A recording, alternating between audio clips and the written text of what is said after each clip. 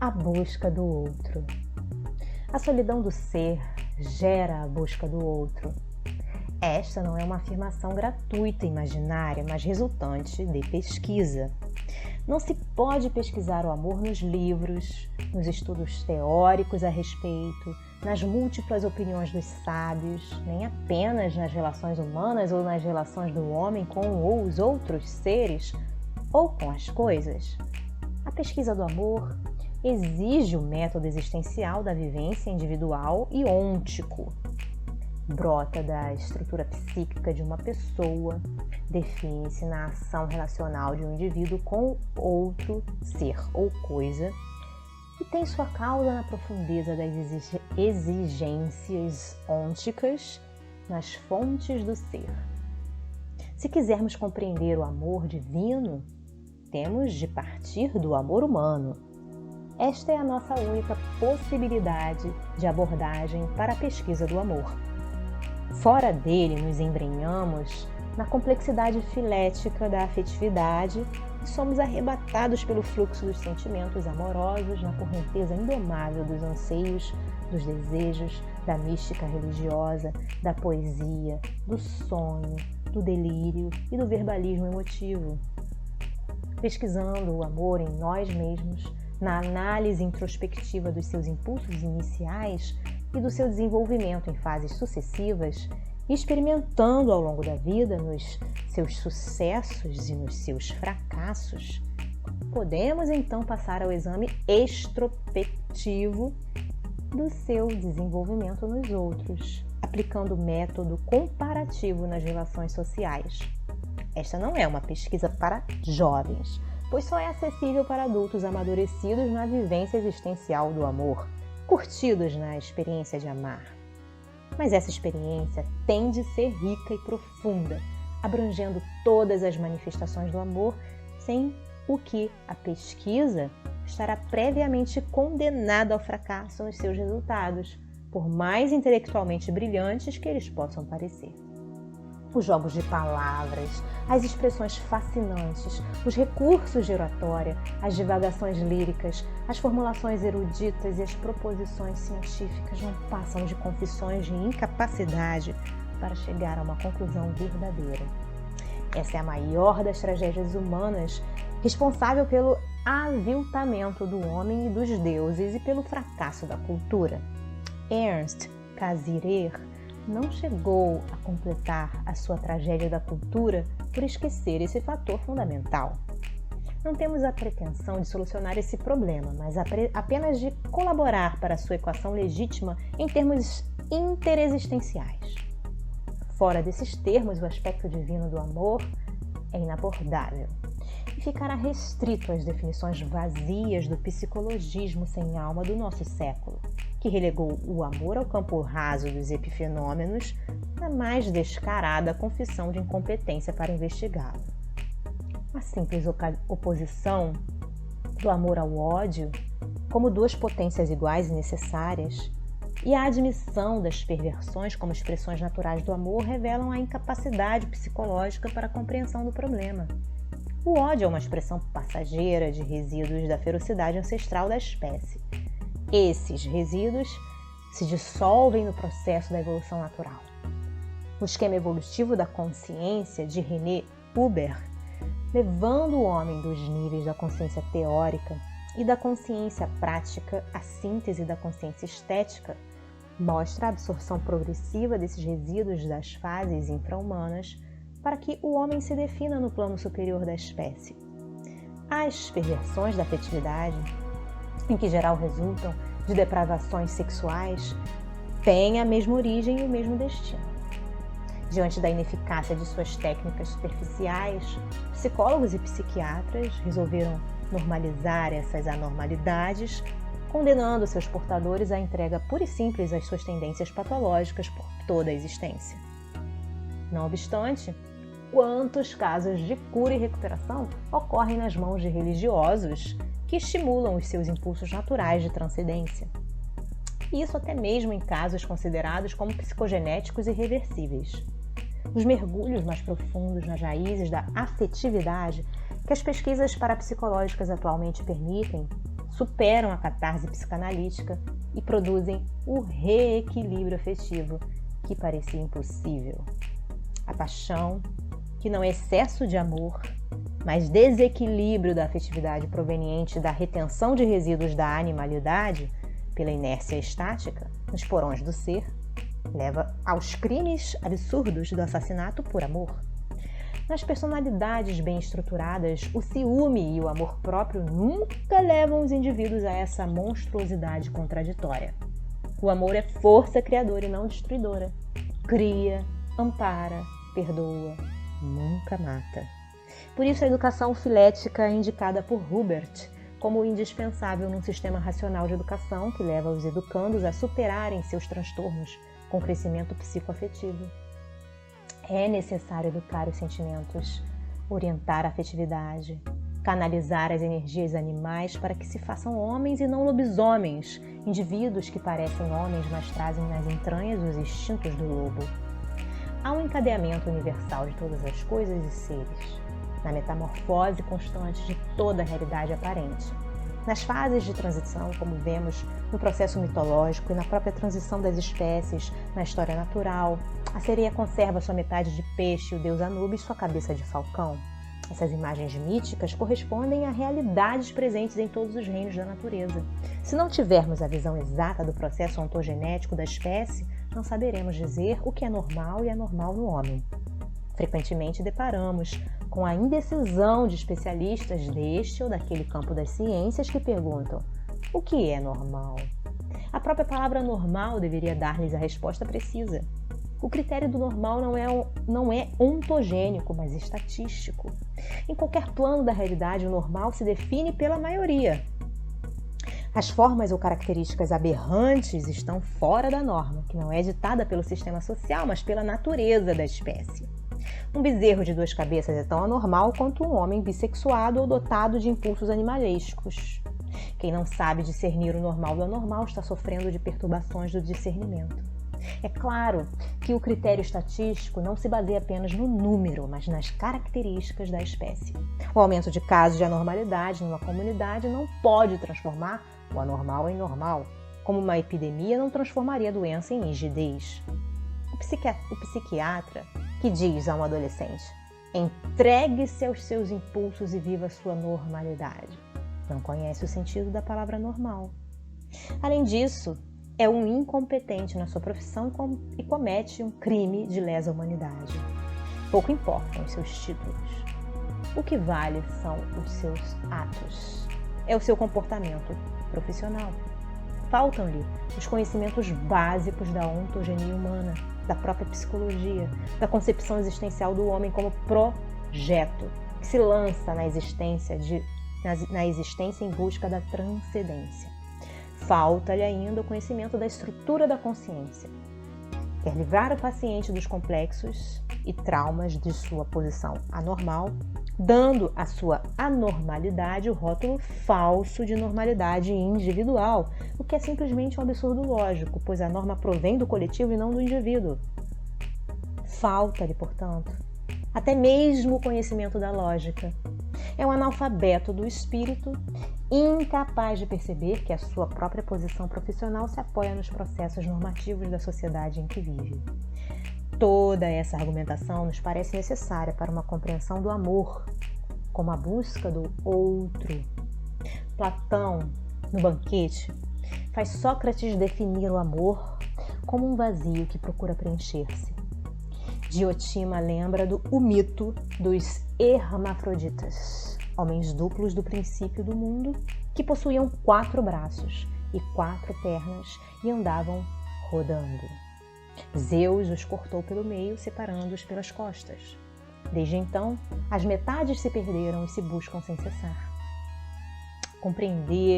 Compreende-se que os homens duplos possuíam os 2 sexos. Hoje ainda se fala nas 2 metades que se buscam para completar-se. O símbolo é perfeito. Zeus separou as 2 metades porque os hermafroditas tinham toda a potencialidade humana e tentavam invadir o Olimpo. Cerrando as metades, Zeus tirou-lhes o poder que ameaçava os deuses. Esse é o poder do amor. que os homens procuram recuperar no restabelecimento da unidade perdida. A busca do outro é o preenchimento do vazio, que dá ao homem a capacidade da reprodução da espécie, o poder criador que Zeus lhe tirou, porque ele, o homem duplo, abusava desse poder. Hoje há quem pretenda que o mito do hermafrodita justifique a homossexualidade, que deprime, humilha e esteriliza o homem. A homossexualidade grega não era norma, era apenas tolerada. No próprio banquete, Sócrates considera a palavra hermafrodita como a maior ofensa que se pode fazer a um homem. A tolerância dos meios intelectuais gregos era carregada do mesmo desprezo que perdura em nossos meios intelectuais. Tolera-se o homossexual, mas com reservas que o estigmatizam. Por outro lado, o homossexualismo antigo provinha das práticas supersticiosas da transmissão da virilidade aos efebos pelo ato sexual de sentido mágico e ritual. Essas práticas perduraram em Esparta, mas em Atenas decaíram com o desenvolvimento cultural e o desenvolvimento do conceito da dignidade humana. A palavra transformou-se em ofensa. No amor, o homem busca a sua metade feminina e a mulher a sua metade masculina. Se não predominar esse critério dos opostos, não se completa a unidade biológica e espiritual que sustenta a espécie humana. Esta desapareceria na corrupção, com todas as coisas cujas funções se aniquilam na deformação e no desperdício.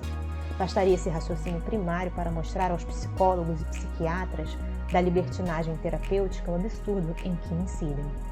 A normalidade, no caso, está definida pela própria finalidade ontogênica do sexo. Freud exalta na psicanálise a importância da parelha pai-mãe para o desenvolvimento da criança. O pai e a mãe têm funções específicas e definidas e insubstituíveis na formação do filho, no desenvolvimento do seu ego e superego. Hoje há quem pretenda atribuir isso à formação burguesa de Freud, mas a rejeição dessa tese mutila a psicanálise e a transforma em socioanálise necessariamente aplicada à sociedade burguesa em fase de dissolução. Toda a doutrina freudiana se esfacelaria se essa ideia prevalecesse. A solidão do ser começa antes da sua manifestação, porque é uma condição da sua projeção na existência. Não sendo possível explicar-se a razão da criação, o motivo que levou Deus a criar o mundo, as religiões se referem à solidão do ser supremo no infinito vazio. Deus teria criado o mundo para sua glória, o que é um eufemismo, escondendo a ideia de que o criou para ter o que fazer e ter companhia. Mas ninguém figurou melhor a solidão de Deus do que Pitágoras, imaginando como número 1, solitário e inefável. O mundo nasceu de um estremecimento inexplicável da unidade solitária. Súbito, a unidade estremeceu, talvez cansada ou irritada com a solidão absoluta, e nessa inaceitação desencadeou a década. Ao estremecer, Deus se multiplicou e saiu de si mesmo. Os físicos atuais, ao descobrir as primeiras partículas de antimatéria, imaginaram a criação de um novo espaço no vácuo determinado pela agitação dessas partículas. O espaço vazio não é espaço, é vácuo. Não tem dimensões nem movimento, é o inefável. Mas as partículas em movimento criam e estruturam o espaço. E isso pode justificar o dogma judeu-cristão de que Deus tirou o mundo do nada. O verbo, a palavra de Deus, ecoando no vazio, agiria como o grito de alguém numa paisagem tranquila, segundo a imagem de Kafka, para explicar o fenômeno da estruturação na teoria da Gestalt, ou psicologia da forma. Esse grito de alguém assemelha-se ao grito da criança ao nascer, que a arranca da solidão do ventre e estrutura o mundo ao seu redor. Como Deus, solitário no inefável, o ser humano está solitário no útero, mas antes dessa solidão biológica, ele passou pela solidão metafísica. E é Sartre, o antimetafísico, quem melhor nos oferece a imagem dessa solidão ao considerar inexistente, anterior à existência, como uma coisa ovoide e limbosa, fechada em si mesma. Essa coisa é o em si, da dialética de Hegel. É o ser na sua solidão que anseia pelo outro e de repente se projeta na existência. Passa então a condição de para si, o existente, cuja consciência vazia reflete o mundo em si mesma. mas não se contenta com ele, busca a transcendência, sendo frustrado nessa busca pela morte que o aniquila. A síntese hegeliana do em si para si não se completa e o homem nada mais é do que uma frustração. Todos os elementos dessas diversas doutrinas ao longo dos milênios e de muitas outras, que seria exaustivo mencionar, mostram-nos a constância da intuição humana do amor como transcendência. Sartre não busca a transcendência metafísica, mas busca a transcendência física, que encontra no outro de Simone. A inquietação o leva a buscar outros, que na verdade são outras, mas ele sempre voltará a Simone, que é o seu outro. Daí a sua explosão contra a multiplicidade incômoda dos seres. Os outros são um inferno. No episódio bíblico da criação, temos a solidão edênica de Adão. Deus se compadece dessa solidão inútil e cria Eva. Mas Eva não é uma nova criação, pois Deus a arranca da própria carne de Adão. Por que Deus não fez Eva do mesmo limo da terra em que plasmara Adão? Porque Eva devia ser a contraparte de Adão ligada a ele pela dupla afinidade espiritual e física. O amor teria de nascer do amor. Na teologia hebraica, a alma de Adão era a semente da espécie humana. Adão continha em sua alma todas as almas futuras. Temos assim o mito do ser em dimensões cósmicas. Deus, o absoluto, cria o cosmos e arranca Adão das entranhas da terra. Yahvé é o pai, Géia é a mãe, Adão é o filho. O mundo tridimensional está feito e preenche o vazio. E Deus se contenta, mas se engana. O mundo não está perfeito. Os homens não podem brotar da terra como as árvores. Deus tem de completar a sua obra gigantesca com uma pequena e frágil criatura que permitirá a reprodução da espécie. Essa criatura vai igualar-se a Deus, pois é ela quem vai povoar o mundo com o estoque de almas sementes acumuladas na alma de Adão. É então que surge a serpente, a criatura em socorro do Criador, para que a sua obra se complete. A intuição hebraica superou de muito a intuição grega na elaboração desse mito da criação tão espantosamente rico de símbolos poéticos significativos de realidade que até hoje os homens não conseguiram decifrar. Não tentaremos dar essa decifração, que talvez possa ser a chave do arcano supremo. Basta que ele nos sirva para compreendermos um pouco do mistério do amor. Deus é amor, afirmou João Evangelista. Pitágoras chamou a busca filosófica de amor de sabedoria, mas Platão inverteu os termos da proposição, afirmando que a filosofia é a sabedoria do amor. Foi essa sabedoria que levou a serpente a tentar Eva e desencadear, através dela, a segunda década que produziu o mundo dos homens? A resposta a esta pergunta pode inverter todos os nossos conceitos sobre a realidade cósmica na qual se insere, como uma realidade dependente e ao mesmo tempo separada a do cosmos humano. Não nos cabe sequer tentar essa resposta. No pequenino cosmos humano da Terra, uma colônia de bactérias na casca de uma uva, há um urgente problema a ser solucionado: o da compreensão do amor pelos micróbios pensantes. Que eles entendam ou não, o amor pouco ou nada importa para a ordem cósmica, mas para todos os homens e para cada um deles, esse problema é de importância fundamental. A solidão do ser não se acaba com a sua projeção na existência. Sua comunicação com o mundo limita-se inicialmente ao choro e à percepção vaga de uma realidade difusa. Quando o conhecimento lhe abre as portas dos sentidos orgânicos, ele se defronta com uma realidade que tem de dominar.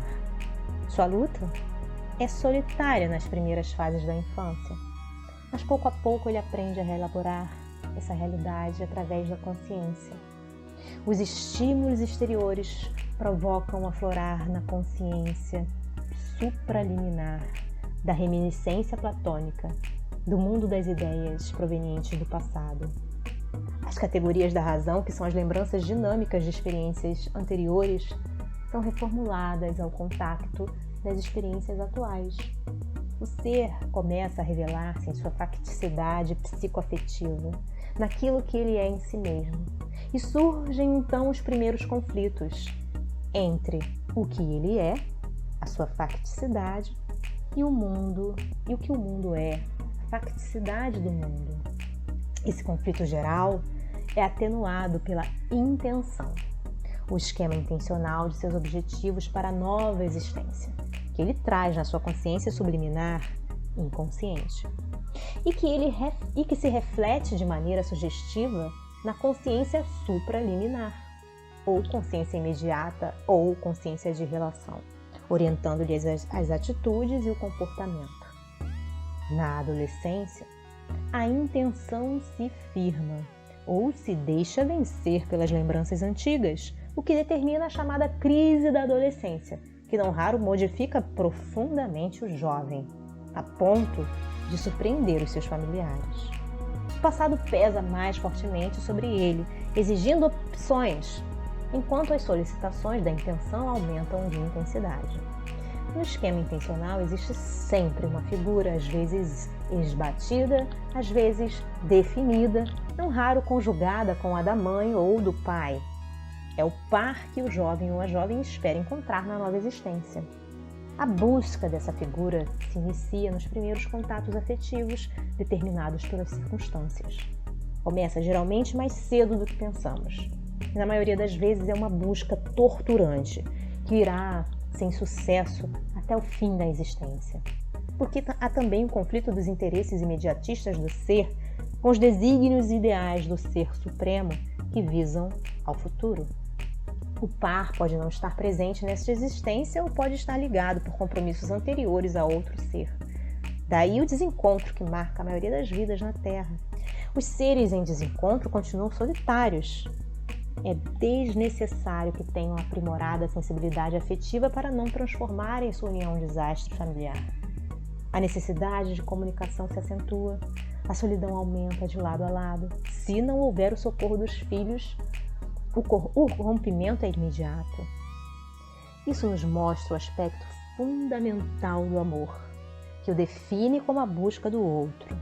Se não há compromissos cruzados no itinerário existencial do ser e ele encontra facilmente o outro, a existência do par é tão feliz quanto o pode ser na Terra.